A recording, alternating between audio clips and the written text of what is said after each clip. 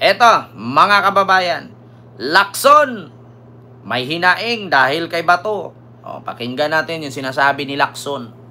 Mga kababayan, Pampilo Lacson ito. Sabi ni Felipe Galdose, palibhasa, bayad ka. Natural, sinong tanga magbablog dito, hindi ka babayaran ni YouTube. Ikaw lang naman yung tangang DDS na kahit pinagmumura na kita, Felipe Galdose, wala ka nang kinikita at putang ina mo ka, nandyan ka pa rin. Ngayon niyo sabihin mga DDS na matalino kayo. Pinagmumura ko na kayo, di ba? Winalang hiya ko na yung mga pangalan niyo, pero natili pa rin kayo dyan. Kasi nga, bobo kayo, mga DDS. Tingnan niyo, pinagmumura na kayo. Sinabihan ko ng pangit si Digong, bulok ang bagang, mamamatay sa dahig, hindi makauwi. Pero nandyan pa rin kayo. Hindi nyo ba iniisip mga DDS? The more na marami kayong comment dyan at the more na nanonood kayo sa akin, kumikita ako. Ngayon, sinong nagbabayad ng wifi ninyo? Di ba kayo? Ako, bawat comment ni DDS, kita ko yan. Kayo, bawat mura ko, ma-high blood kayo, masasaktan kayo, sisikip ang hininga ninyo in the name of Kibuloy. Mga DDS, wala. Talo kayo kahit anong gagawin ninyo. Hanggang comment lang kayo. Talo kayo sa amin. Si Maharlika nga, kahit nilitsi-litsi na ng mga loyalista, pero pinapanood pa rin, di ba? Kumikita. Walang talo sa amin, mga DDS. Ito. Dito tayo mga kababayan, kay Pampilo Lacson. Ito na. Alam nyo ang sabi ni Pampilo Lacson dito kay Bato. Kahapon, binira ni Leila de Lima si Bato. Ang sabi ni Leila de Lima, Representative Leila de Lima, si Bato nagpipiling abogado, ang mga knowledge na nakuha niya lang ay galing lang naman sa staff. Sa mga staff niya. Huwag kasi magpipiling abogado at dapat manahimik na lang kasi wala naman talaga siyang alam sa batas. Ngayon, si Pampilo Lacson, ito na naman. Imposible naman, ang pinaparinggan ni Pampilo Lacson dito si Chis Escudero. Malamang sila dalawa ni Bato. Ito. I would like to believe na ang may karapatan lang mag-move on to dismiss sa case, ang defense panel. Tandaan ninyo ito mga kababayan. Saan ba kayo maniniwala? Sa mga senador na batikan o mga senador na baguhan? Malamang dito ako makikinig sa mga batikang senador. Bakit? Alam na kasi nila, kasi ilang beses na sila paulit-ulit yan sa Senado at ilang batas na ang kanilang naipasa. Si Bato, si Bongo, si Robin, 2 beses pa lang yan nandyan. Sabi ni Pampilo Lacson, ni Soto, sino pa? Ni Gatchalian, ni Pimentel, ni Risa Hontiveros. Ito ang sabi. I would like to believe na ang may karapatan lang mag-move to dismiss sa case ng impeachment ang defense panel. Kasi saan ka nakakita ng judge na nag-move to dismiss? Uupo kang senator judge, meron ka ng prejudgment, di mo pa nakikita ang evidence, meron ka ng judgment na gusto mong i-dismiss ang kaso. Di ba, Bato? Narinig mo ito? Nakita mo ito, Bato? Baka naman Bato, hindi mo pa naintindihan ang sinabi ni Pampilo Lacson. Palibhasa kasi Bato Ang alam mo kasi, pakikipag-gera sa China, hindi ka naman sumugo doon. Kung tutuusin nga, si Pampilo Lacson, bago naging chief PNP yan, 3-star. Ikaw, 1-star, naging 4-star agad. Sabi ni General Torre. Baste, lingon-lingon din pag may time. Yung tatay mo nga, nag-promote ng 1-star general, nagiging 4-star agad ako, kailangan kong tumalo ng 3 ranggo bago ako mag-PNP chief. Tagumpay. Tagumpay na doble ang sakit na puprilmahin ni Sara. Ma'am Gracious Grace and kay Sir Joel C. sa Siresa Force. Ayan, maraming salamat po sa inyo dyan. So ito, ayon kay Senator-elect Pampilo Lacson, tanging ang defense panel lamang at hindi ang mga senator judge ang may kapangyarihang kumilos para ibasura ang impeachment case laban kay Sara. Ito ay mahalagang paalala sa proseso ng impeachment na isang seryosong mekanismo ng ating saligang batas para panagutin at ang pinakamataas na opisyal ng pamahalaan. Sa prosesong ito, ang mababang kapulungan or House of Representative ang nagsisilbing taga-akusa o prosecutor, habang ang Senado ang naging silbing hukuman o impeachment court. Kaya naman, ang mga senador ay tinatawag na senator judge, hindi upang manguna sa depensa o proteksyon, kundi upang makinig, magsuri at magpasya based sa ebidensya sa batas. Ang defense panel ay siyang may tungkuling depensahan ang inakusahan at maghain ng mga musyon kabilang ang pagbasura ng kaso kung kinakailangan. Sa madaling salita, hindi pwedeng gamitin ng sinumang senator judge or senador ang kanilang posisyon para agad na tablahin ang kaso. Kailangan igalang ang proseso dahil dito nakasalalay ang integridad ng ating demokrasya. Sa panahong maraming katanungan ang lumulutang, mas mahalaga ang malinaw, katarungan at katuwirang pagtalakay sa katotohanan, hindi ang madaling pagtatanggol o pagkondina. Diba? Mga kababayan, tama ba ako? Hukom lang kayo, upo lang kayo doon. Manood at makinig lang kayo sa ilalatag na ebidensya ng Congress. Dahil sa nasilip nilang korupsyon kay Sara. Tapos ngayon, kayo na yung naging judge. Pinangunahan nyo na. Katulad dito, mga kababayan. Katulad dito, pakinggan natin. Si Attorney Miel Santa Maria. Ito mga kababayan, pakinggan natin si Attorney Miel Santa Maria para maliwanagan kayo. Ngayon, former FEU Institute of Law Dean and Law Professor sa Ateneo, UST at PLM, Attorney Mel Santa Maria. Attorney Santa Maria, magandang gabi po sa inyo at maraming salamat po sa oras. Bisayo, Pinky. Meron ho bang kapangyarihan ang Senado na magbasura ng impeachment complaint? Para maibasura ang impeachment complaint, dalawa ang katanungan na dapat sagutin. Tandaan natin, ang Articles of Impeachment ay inihain na noong February 5, 2025. Nag-attach na ang jurisdiction. So ang mga tanong, una, ang tatanong ng mga senador dapat, nangyari ba o ginampanan ba, nagawa ba ang mga paratang na sinasabing ginawa ni VP Sara? Nangyari ba? Nag-e-exist ba? Yan ang unang tanong. Ang pangalawang tanong, kung nangyari nga, humahantong ba ito sa impeachable offense na sinasabi ng konstitusyon? Kung ang sagot sa una ay hindi nangyari, basura na yan.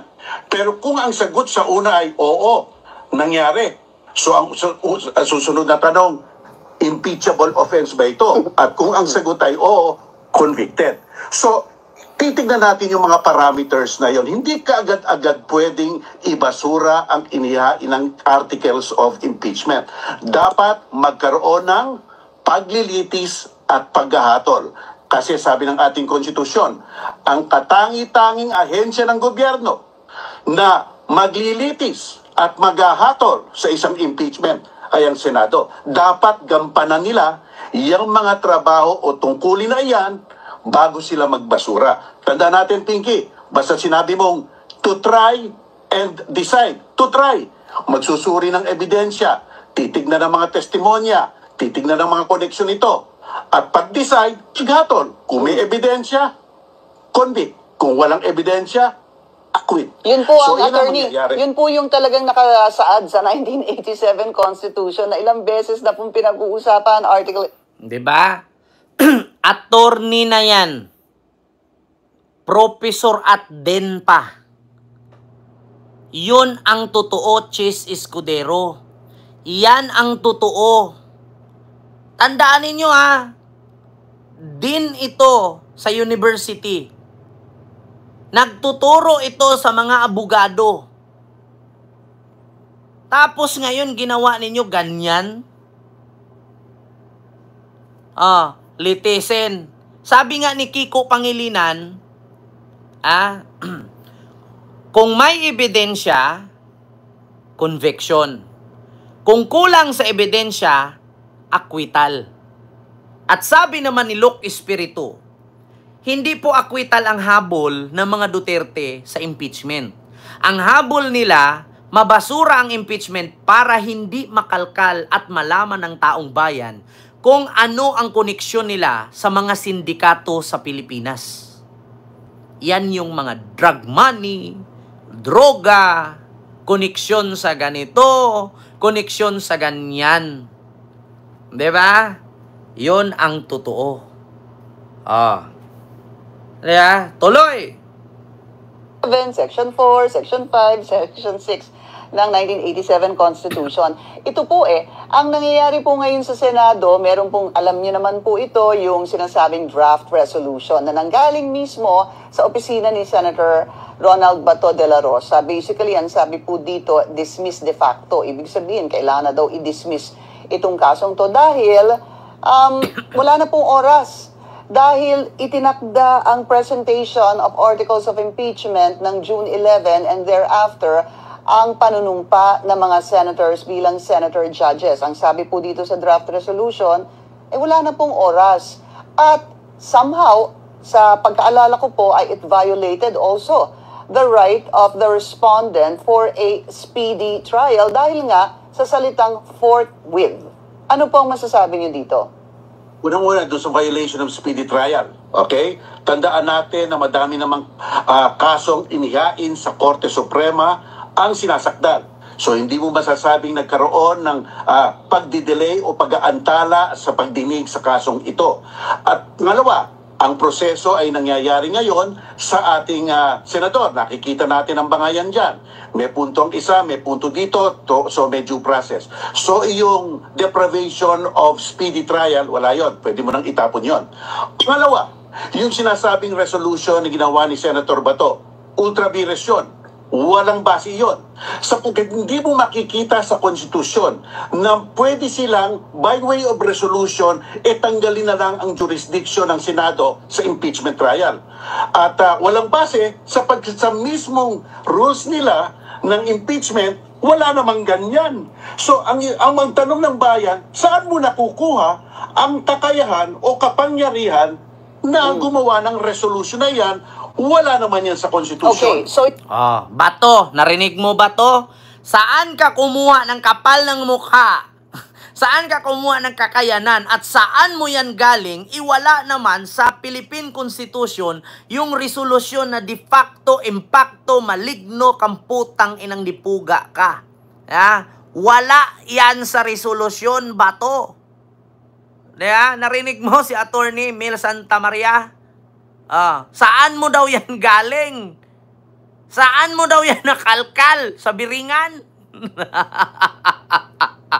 Ano man yan sa rules ninyo? wala po sa Constitution ang inyo pong sinasabi, Attorney Mel, no? At wala din po sa rules ng Senado. But if sabihin po natin, meron po mag-file ng resolution bago po ang June 13 sinidie, at this will be tackled and magkaroon po ng boto, at manalo po yung, meron pong majority, at least 13, na sinabing kailangan ibasura na ito, coming from that resolution, supposed to be coming. Ma'am Angelita Marcos Almundia, maraming salamat po ma'am sa yung $10 super sticker. Thank you so much po ma'am.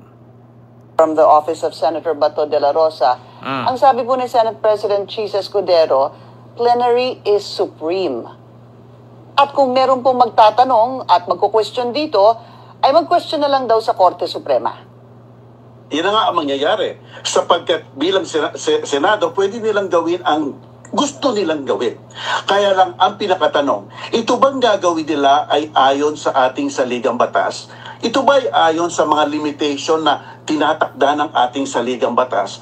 Kasi kung hindi ayon at ultra vires at walang base, ang tawag dyan, grave abuse of discretion.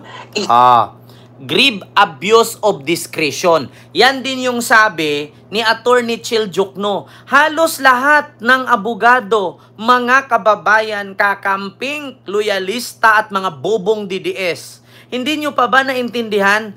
Halos lahat ng abogado sa buong bansa, puro reaction, grave of discretion. Hindi nyo pa ba yan na-gets? Kumbaga, kung nililitis at kung ano yung salaysay mo sa pulis, record, yun din ang salaysay mo sa husgado, at yun din ang salaysay mo sa complaint. Pag nagmatch yung tatlo, ibig sabihin, kulong ang sinampahan mo. Di ba? Lahat ng halos abogado, halos lahat-lahat, iisa lang ang sinasabi. Grave of discretion. Di ba? Pag-abuso sa Philippine Constitution. Hindi nyo pa ba yan naintindihan, mga DDS? Baka sabihin nyo pa, Kent, kakain tayo kay Diwata ng pares. Bakit, Kent? Kasi, ang pares ni Diwata, maraming sahog. Diba? Ang pares ni Diwata, malaki ang mangkok. Huwag tayong kumain sa pares ni Rosmar kasi walang sahog, maliit ang serving, at malayo. Pero ano ang kapareho nila? Pares pa rin sila. Pareho silang pares. Ayaw mong kumain kay Rosmar bukod sa malayo, maliit ang serving, makunti ang sahog. Doon ka kay Diwata kasi malapit, malaki ang sahog, marami ang sahog, malaki ang serving. Anong pinagkaiba doon? Pareho lang naman pares yun, tangina. Hinulog doon, walang hugas-hugas na karne, doon diretso sa pakuluan. At minsan pa nga, yung kaldero nila na hinahaluan, nahuhulugan ng bareya. Walang pinagkaiba, pares pa rin. Hindi nyo ba naintindihan yan, mga DDS? Ganon ang reaksyon ng mga abogado sa Pilipinas. Impeachment ni Sara, grave of discretion. Iisa lang. Magkaiba nga lang mukha nung nagtinda. Si Diwata, impacto. Si Rosmar, inkantada. Pero ang binta nila, pares pa rin. Di ba? Walang pinagkaiba. Di ba, Ma'am Chaicher? Sir Joel, di ba?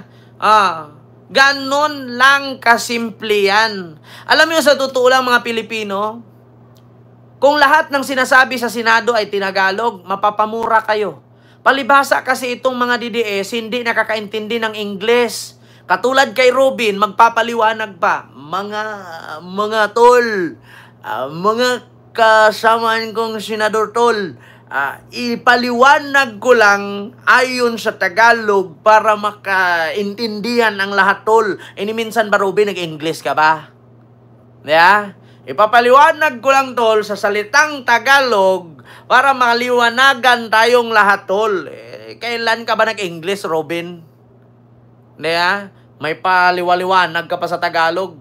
Putang ina, nung naghurado ka nga sa Pilipinas Got Talent, inaway mo pa nga yung Koreano na hindi marunong mag-Tagalog. Wag Tagalog ka. Pag hindi ka nag-Tagalog, hindi kita papapasukin. I-ex kita. Sabi niya. Diyos ko. Pareho lang yan, mga DDS. Ayaw yung kumain kay Rosmar kasi gusto nyo kay Diwata.